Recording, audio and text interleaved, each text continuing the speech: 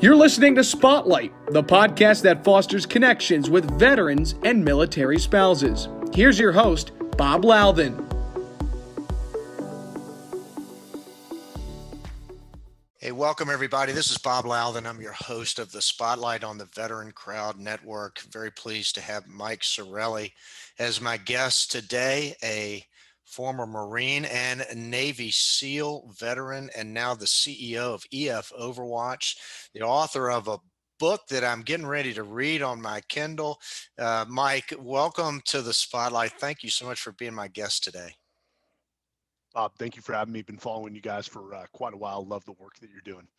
Thanks so much. Hey, I like to start out with my guest and learn a little bit about growing up. I know you grew up in the Bay Area, and then tell us a little bit about getting into the Marine Corps as a young person.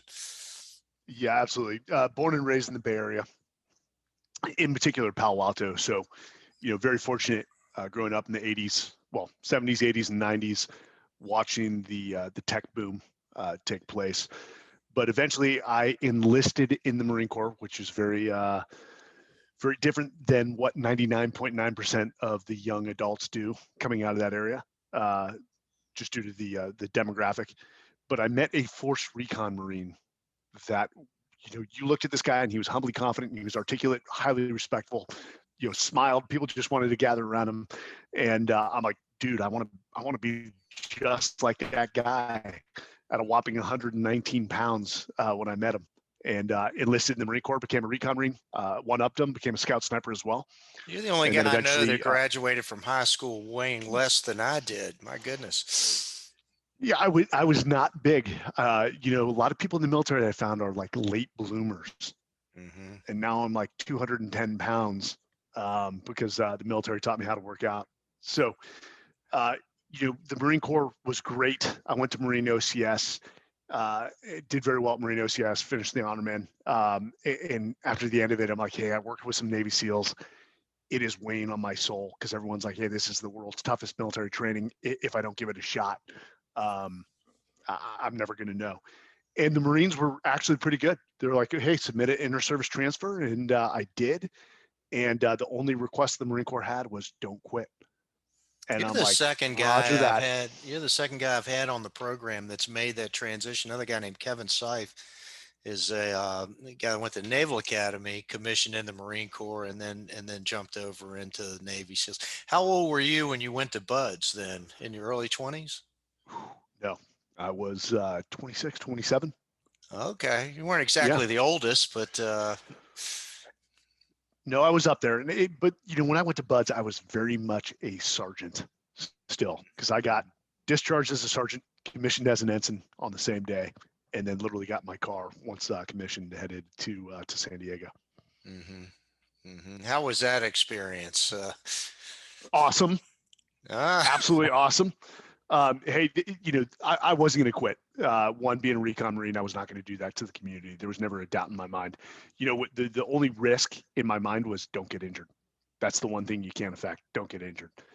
But you know what I did in Buds, and I had some amazing individuals in Buds with me. Dr. Johnny Kim, if you've heard that name before, the NASA astronaut, was in my Buds class. Nick Check, who we just celebrated his angel birthday yesterday, who was awarded the Navy Cross. He was killed on a hostage rescue in Afghanistan. Ryan Job, who also passed away, the last casualty of the Battle of Ramadi, just surrounded by great guys. So what I did was I led. And even the instructor saw it, had that Marine leadership mentality about me. The guys sort of gravitated towards me because, one, prior special operations experience, was a scout sniper. So I had credibility in the eyes of the students. And as a young officer, I just got inspiration from them by stepping up and leading. And that's pretty much the name of my career, is I always got inspiration from the brain trust below me that actually did the work and solved the problems. I am just so amazed at the SEAL community. I don't act like I'm in awe, but what your generation has borne a burden here in the last 19 years that it just is astounding to me. I was sort of a Cold War guy, and we had a lot more bodies and a lot less hot conflict. And the the burden that's been put on you and your generation is just incredible. I know that's one of the things that set you up for what you're doing now. Would you share with everybody now what your role is as the CEO of EF Overwatch? Talk a little bit about the company, and then we're going to get into some things that I really have a lot of interest in. Well, I cannot let you go without a response to what you just said. It wasn't a burden. It was a privilege. I had 10 combat deployments. I eventually served at a special mission unit for the majority of those deployments, surrounded by some of the most amazing men and women. Quite frankly, I didn't deserve to lead them. I didn't deserve to be around them. But this generation game we keep playing, it's your generation that advanced special operations, our SOPs in the military, our gear, our technology. Every generation has to make it that much better for the people coming behind us. And Bob, I got to tell you, I just spoke with the Ohio State University NROTC battalion, all 100 or so of them. Mm-hmm. And these young men and women are hungry to get after it. And all I can say is, I'm like, you know what? They're better than we were. And I hope they make the next generation better. But this country will never have a shortage of young men and women that step up, take the torch, and hold the line. So that, we need to find some pleasure, whether you're at war or you fought a Cold War, you advanced the military moving forward. I'm transitioning into a new phase in my life where we have a son who's a naval aviator, and so I've got somebody who's going to be on the sharp end of the spear here for a while, and being a father is an entirely different perspective. But very proud of what he's doing and the mantle he's kind of carrying. So it's good stuff. I think it's selfish of me to selfishly, I hope my son or daughter never serve. I'll be wildly proud if they step up and do, but I never want to, live through what my parents lived through on 10 combat deployments and watching me come home wounded.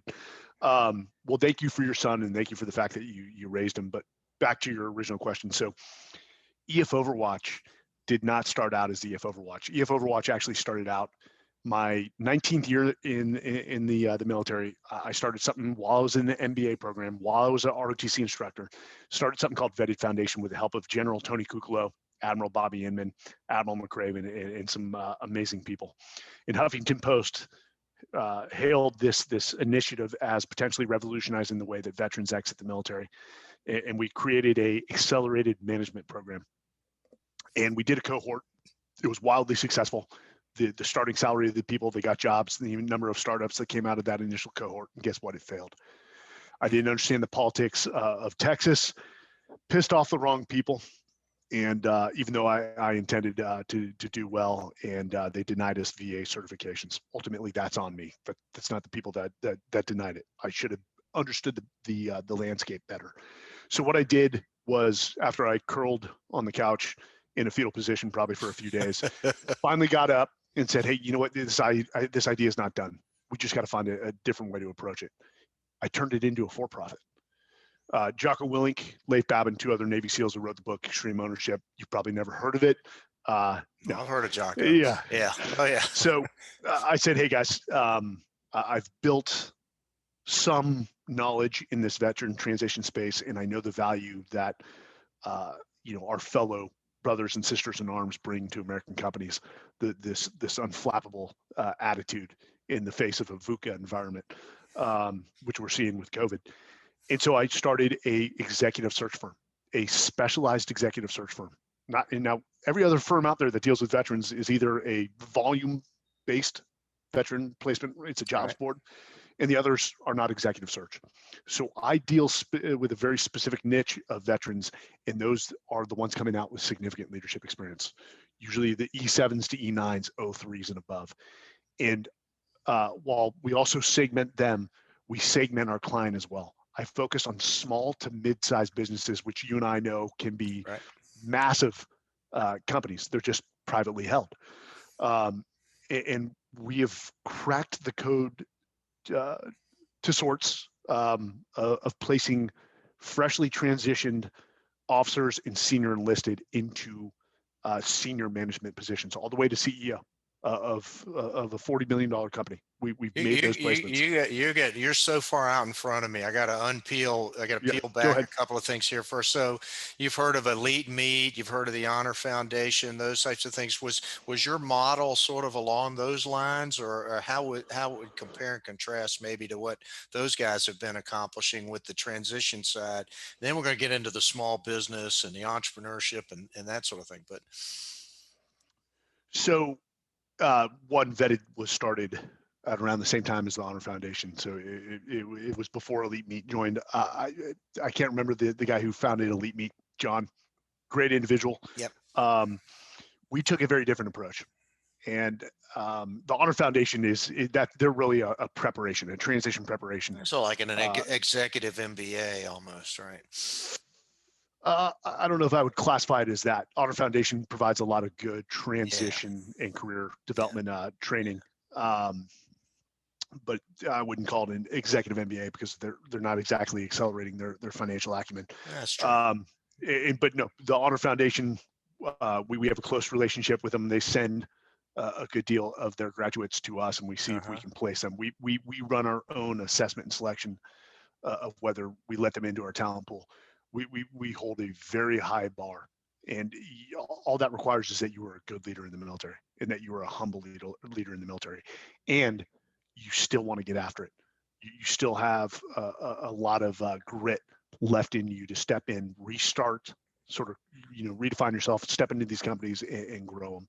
If you just want a post-retirement gig where you're just collecting a check, we're not for you.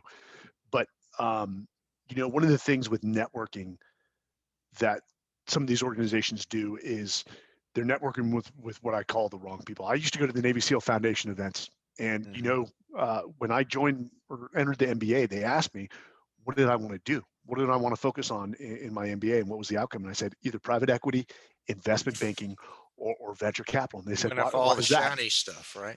They said, why is that? I'm like, because I used to go to these Navy SEAL Foundation events, and the only people there were usually investment bankers, private equity guys, and venture capitalists, and they make bank.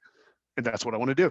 Mm-hmm. And as I got into my MBA, I'm like, on the finance track, I'm like, what am I doing? This does not play to my strengths.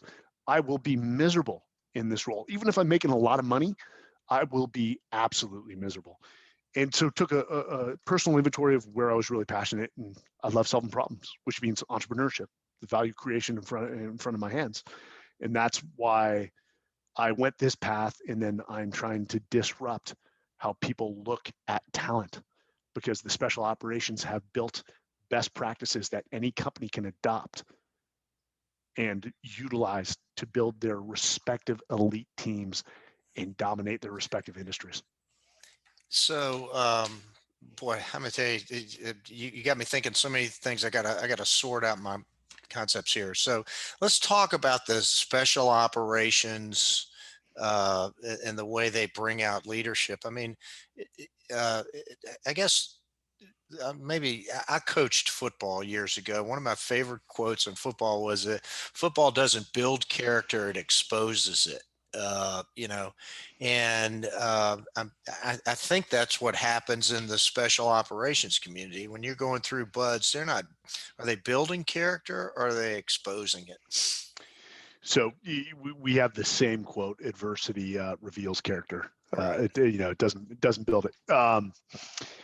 So special operations, we don't design the training because we're a bunch of, sadistic a-holes that just want to watch kids suffer in the surf in San Diego. No, there is a rhyme and reason behind everything we do. Much like an interview process, which you could argue that special operations is the longest behavioral interview in the world. Right. We're trying to identify behaviors. The reason it is so difficult is because we understand that it's only at one's physical and mental limits that true character emerges. And it's actually at that limit too, where hard skills begin to degrade. And all you are left at the end of the day with is your character, your ability to problem solve. And again, you take it back to a business setting. COVID is a perfect example where companies between 2015 and 2019 during the largest economic boom in our history, where consumer spending was up and it wasn't hard to run a profitable business. People got comfortable. They were making hires. They were not assessing people for character, their ability to deal with volatility, uncertainty, complexity, and ambiguity. And when COVID hit, their companies fell apart, and there was a lack of leadership. And so that's, again, you look at veterans and why they're such a great placement. You know, these men and women who've been to Syria, Iraq, Afghanistan, and other regions of the world are like, COVID, we just need to adjust the way we do business, but this is nothing. This is nothing compared to what we faced. Yeah, I think the period of COVID is actually going to spawn, so much innovation. There's been so much disruptive, the disruptive nature of it spawning all of this innovation. Let's go back to the entrepreneurial thing. Gosh, you have thrown a lot of stuff out here on my plate, which I love to talk about. All right, small companies, entrepreneurial nature. You know, I think sort of more junior officers as opposed to real senior officers make great business people. That's an observation. I kind of stumbled into this, in the 2008 crisis is when I identified, the veterans and started putting together that, this really was, the market, to target. But, what is it about the culture of smaller businesses that makes it attractive from your side? You want to talk about us? I'm teeing one up for you here because I want to get into the cultural issues for veterans coming out, finding the right place, the right fit. Yeah. So, we've got to preface it with the right small or right medium-sized business is a great place for veterans to land, just like placing the right veterans into roles matters as well. One of the things going to the veteran is that this sounds awful at face value, at surface level, but we have to segment veterans. We do. You had high performers, you had middle of the road performers, and then you had those that, what do you call them, the bottom feeders. In the SEAL teams, if there's 3,000 SEALs, I could rank them. 1,500 of them are below average too. I don't care if you're in the NFL. You Right. can still rank your talent on a normal distribution. Now, performance is a different subject, which follows Price's law, that a unproportional amount of the results are driven by a small amount of your people, or called the 80-20 rule, or the Pareto principle. So that's why we got to make sure that we're putting the right veterans into leadership spots, because one bad veteran can blow a client like that.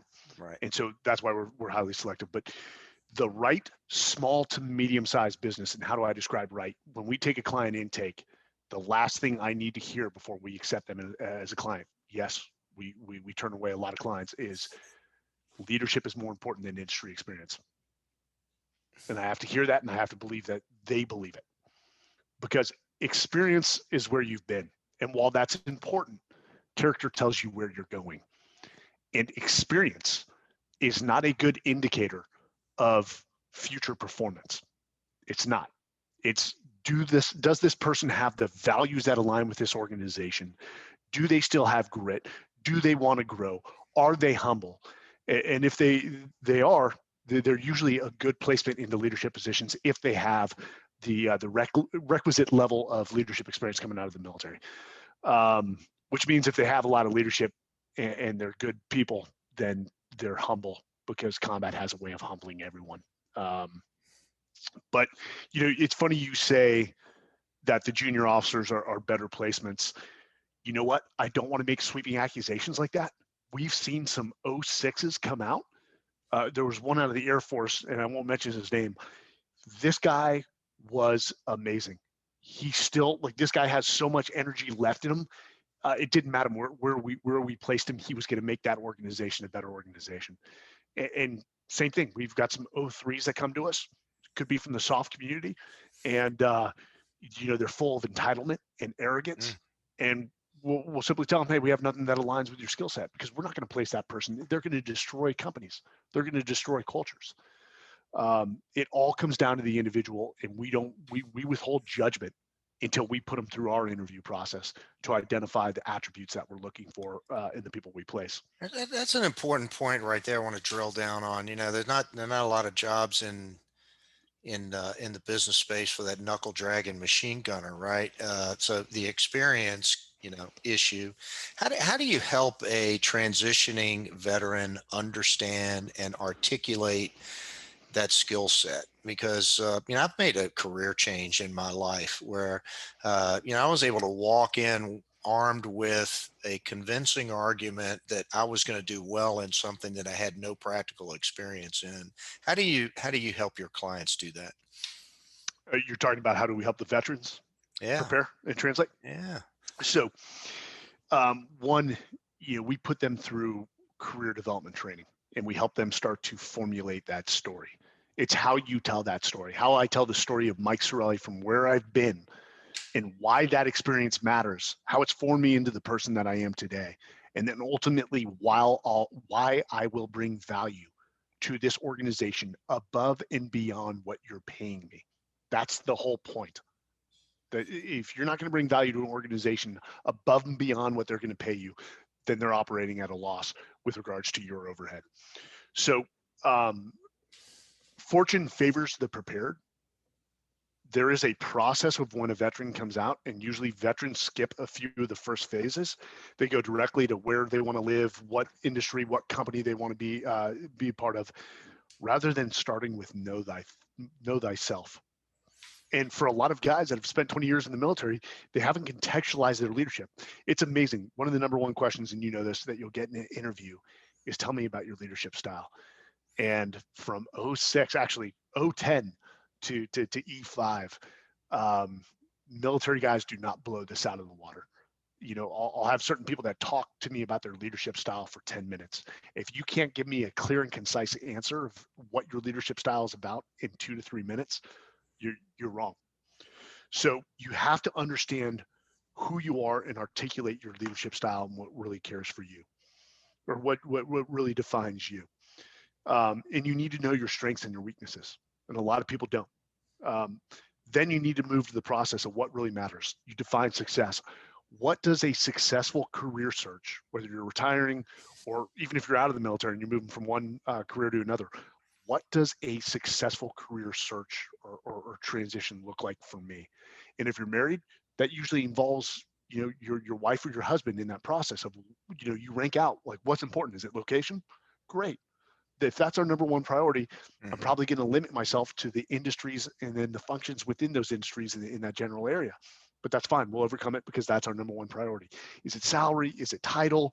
Is it position? Is it growth opportunity? You've got to define what that looks like before you even start the search. And then you have to identify where you think you will be happy. What a lot of veterans, where they go wrong is we tell them to open their aperture. They're freshly getting out, because you don't know what you don't know. And a lot of veterans know what they see, the big companies that they got to go work for Google or Apple or IBM or Goldman Sachs. When I'm telling you, the backbone of America is small to medium, mid-sized businesses. And, you can create a passion anywhere. I remember the story from a Harvard book about a West Pointer, got his MBA, and then bought a window washing service and turned it from like a $1 million window washing service to like a $5 million. Do you think that guy's passionate about window washing? Probably hell no. But he made the company his plaything. That was his passion. Can I grow this organization regardless of the industry? And as you look and assess companies, they're not only interviewing you, you're interviewing them. But before you step into that interview, the outcome is a product of your preparation that you put in. How diligently did you study the business? How diligently did you study the leaders that are going to interview you from that company? That will come out in the interview. How well you prepared. You should be able to know the top 25 interview questions off the top of your head. I'm not telling you to memorize your answers, but you better articulate great answers to those questions. But a lot of people get this thing called a culture fit wrong. We talk about this in the book, The Talent Wars. They say, oh, this person's just not a good culture fit. I don't really like them. That's what they're saying. Culture fit equals likability in a lot of people's minds. And that's not what culture fit is. Culture fit is, does this person's values align with ours, our company? And can we work with them to drive results? When companies talk about building families, I just sort of cringe. You're not building families. You're building high-performing teams. SEALs weren't a family. Yeah, we're a brotherhood. I get it. But at the end of the day, we were paid to be a high-performing team. So whether I like somebody or not, that's tied to my feelings, which is tied to my ego, I've got to put that aside. If I know they're a high-performing individual that will accelerate the bar on me, and we can put our differences aside come Monday when we come off the weekend and accomplish great things that week, and then go our separate ways on Friday, that's a team member that I want. So this whole thing about culture fit and likability, you got to be very careful, especially when you have people that are very like-minded doing the interview process. You start to suffer from certain biases like groupthink. I love your story about or the emphasis on interviewing the company. It takes 20 years to get 20 years of experience, and I think it took me 30 years to get 20 years of experience because I'm a slow learner. But I had a miserable job experience at one point in my career, and in the lesson, one of the stories I share that I take away from it is find out what your boss's nickname is. It's kind of like what's his call sign, so to speak, to use the military vernacular.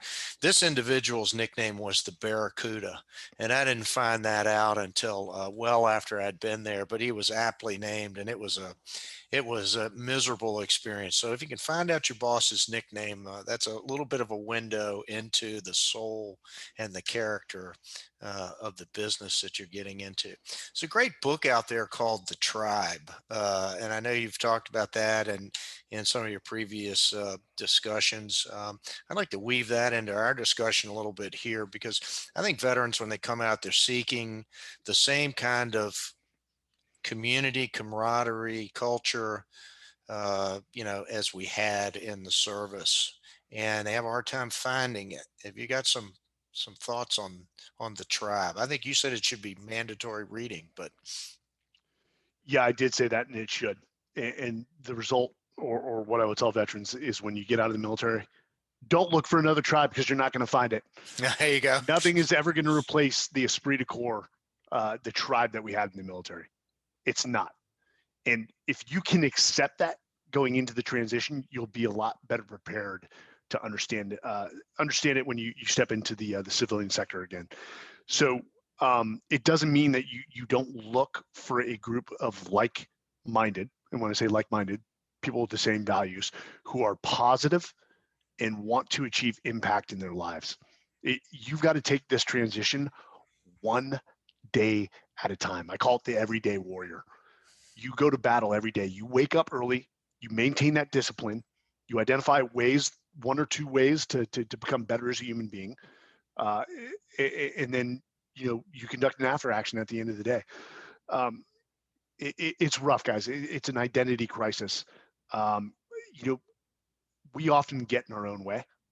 The worst enemy in your life is you. It wasn't Al Qaeda. It wasn't ISIS. It wasn't the Taliban. It was us. You're always your worst enemy. And, I hear young veterans who, and God bless them for their service, maybe 4 or 6 years, and maybe 1 or 2 deployments, are like, oh, people just don't understand this anymore. And I'm like, so you're telling me your mom who raised you, who changed your diapers for multiple years, doesn't know you, and it'll cause them pause. Stop finding ways to differentiate yourself from your fellow Americans because you're a civilian again. Find those common threads that pull you together as Americans. We allow veterans in these small little groups to become almost like toxic, poisonous little groups. Guys, get in there, engage with your fellow Americans. At the end of the day, they're just like you and me. Yeah, they didn't serve, but guess what? That's why our service is so unique. It's like special operations. When you have a group of special operations guys making fun of conventional forces, you got to pull them aside and say, hey, if everyone was special operations, just like you wouldn't be all that special. So, show them respect. They execute a core mission that supports yours, but find the things that draw you together, not ways to differentiate yourself. They're Americans. They're wearing a uniform. They wear the same patch on their left shoulder. Go treat them with respects. ABK, always be kind. For veterans, yeah, man, just find a group, get engaged. A good friend of mine started a company called Make a Vet Sweat. Make a vet sweat. Make a vet sweat. And he was 101st Airborne Infantry. And, he helps fund gym memberships for veterans, because what we see a lot of veterans do, and even more so than the tribe, don't lose what made you successful in the military. The military has given you everything that you need to succeed. It's the world's greatest leadership development program. No Fortune 500 could ever replicate it. They have the money. God knows they have the money. Right. They don't have the expertise, the domain expertise. Is don't lose who you are. Don't lose your discipline. That's one of your greatest strengths. The fact that you get up early and you get your physical training in, and you should be maintaining your physical acumen, because we all know that that affects your mindset, that affects your mentality, your emotions, your ability to deal with stress. Do not lose that. Focus on yourself, on your physical training. Conduct that personal assessment of what your strengths and weaknesses are, and then start looking for like-minded people who want to achieve great things. The thing about, and this is, this is interesting when you think about it. There's a sense of homecoming and belonging in the military, and you want that same homecoming and belonging with a group when you get out. Well, you can either join a group that has positive intentions, or you could join a group where there's going to be homecoming and belonging, but it's the Hells Angels and they're engaged in illegal activity. Mm-hmm. You got to be very careful about what group you fall into. And just because a group gives you homecoming and belonging, if it's a negative mindset, if they're doing bad things, you're going to fall into some bad habits. One of the things that's frustrating for me is, there's 2.5 million veteran-owned businesses in the country. There's about 450,000 of them that have scaled, and they can't find each other. I mean, it's the strangest thing, but they don't. I guess we've been taught not to wear our status on our sleeve.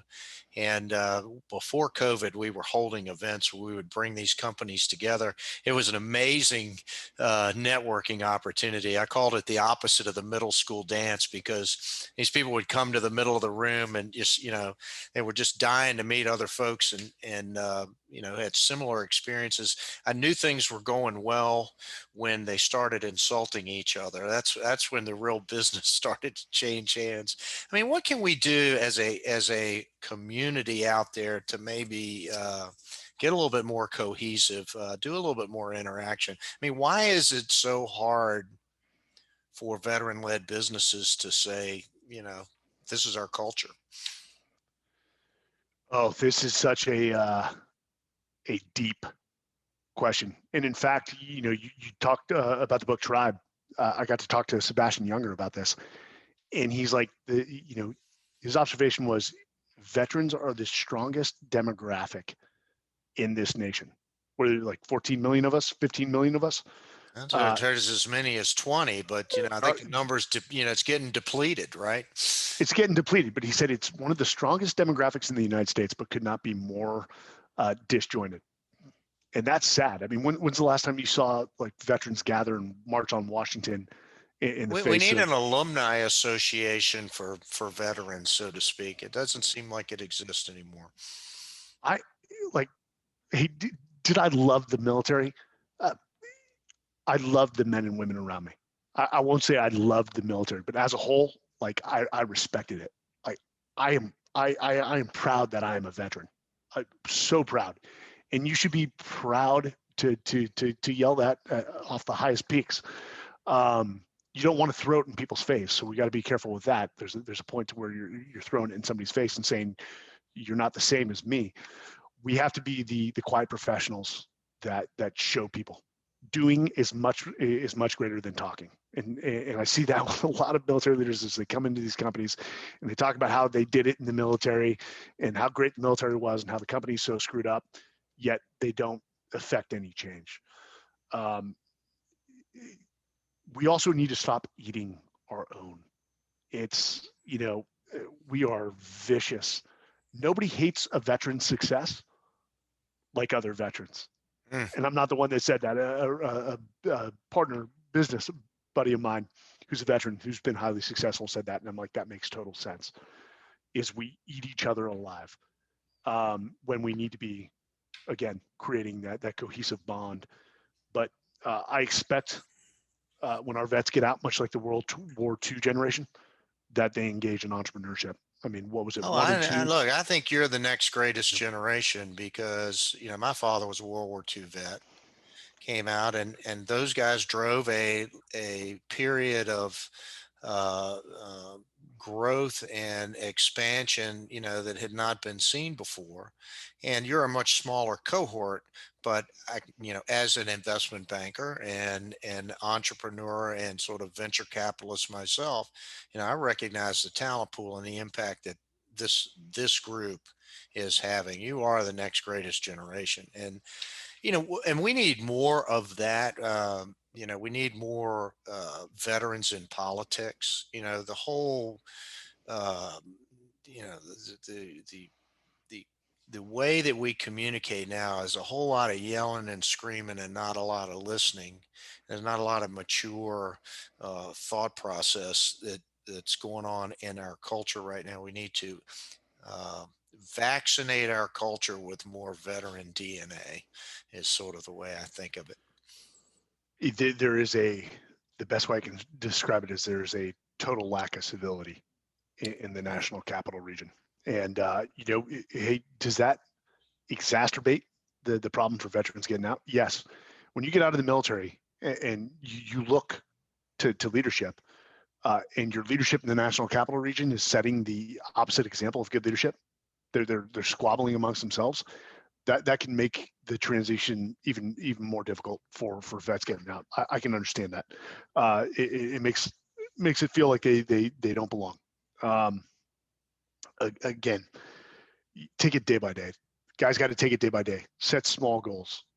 If it's to finish your MBA, start researching MBA programs and get one step closer to getting that application in, and then following through with multiple applications, and then following through the schools until you get the acceptance and you're there. And then take your MBA one day at a time. Same with the startup. Don't, we have this goal of turning our startup into a $10 million business. Well, you take it one day at a time. And trust me, as you know, entrepreneurship is the highs of the highs and the lows of the lows. There are days I want to curl up on my couch, and the next day the good news is what the boss is thinking. The bad news is at 3 o'clock in the morning, what the boss is thinking. So I've been there. Sleepless nights. Yeah. Sleepless nights. I was up at 3:38 this morning.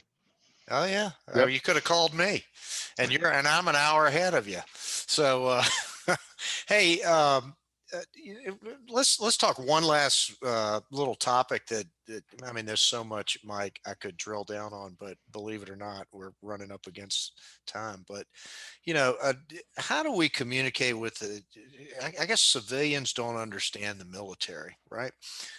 Is a very broad statement. I think that a lot of civilians think that we're these automatons, we just kind of follow orders. But the reality couldn't be further from the truth. You have creativity baked into your DNA now, having been through, in particular, what you've been through. As a matter of fact, I don't think I've ever met a Navy SEAL that didn't have some kind of a side hustle, in the back of their mind. But let's talk about the creativity that spawned in the military, and then we'll close out. So, this goes to the heart of when we get out. We should stop trying to change the civilian sector to understand you, and just change the way you articulate your value to them. You've got to assimilate back into their culture. You've got to talk like them.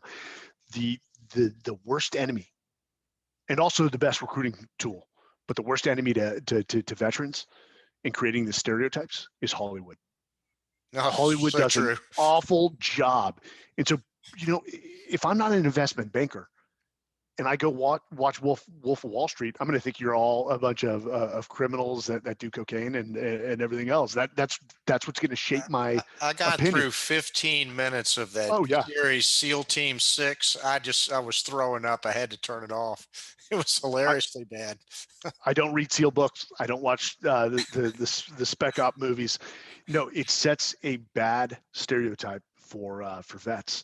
And I wish we could take our civilian counterparts to watch these men and women going through training, and to see them on the battlefields of Afghanistan building coalitions with Iraqi and Afghan elders, and engaging in civil military operations to build bridges to build those coalitions even larger and to affect change. The best thing a veteran can do when they step into an interview is smile. smile and answer your questions and be extremely positive, and really tear down those bad stereotypes. They exist. There's no way to attack that other than telling the truth. Yeah, the person interviewing you may think that you're a PTSD ridden veteran ready to snap. Guess what? It's our job to show them different. At the end of the day, if you want a job, you've got to assimilate back into the culture. Mike, I've got another hour's worth of questions, but I don't have an hour's worth of time. Will you promise me that I can invite you back at some point in the future? We can drill down on some more stuff, because I think 6 months from now, we're going to have a lot more to talk about. I would love nothing more, and I'm humbled that I got the invite. And again, to the vets, the transition sucks, but guess what? It's not insurmountable. You can completely own it. When you take ownership over your transition, and if you don't get a job offer, guess what? It's not the company's fault.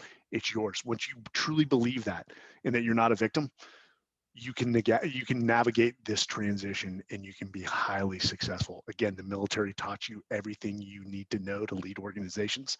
It's just your responsibility to now apply it and uphold the proud tradition of our veterans in the private sector.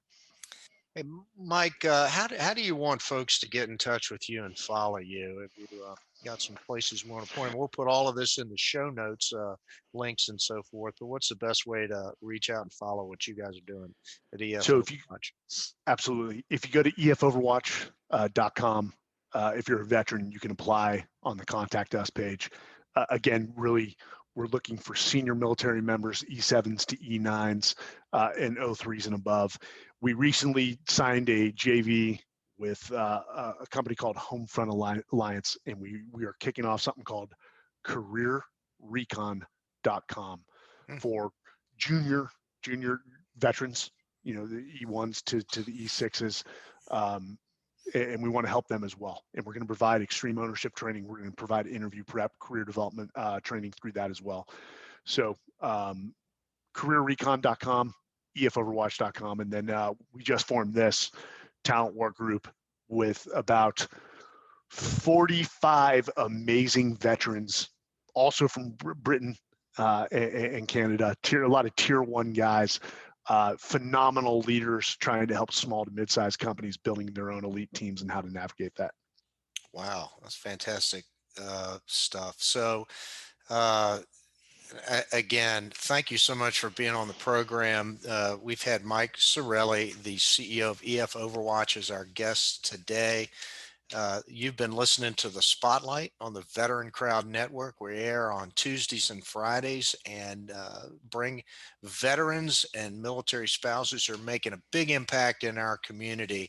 Mike, thank you so much to you. Bravo Zulu to you. And that's a wrap.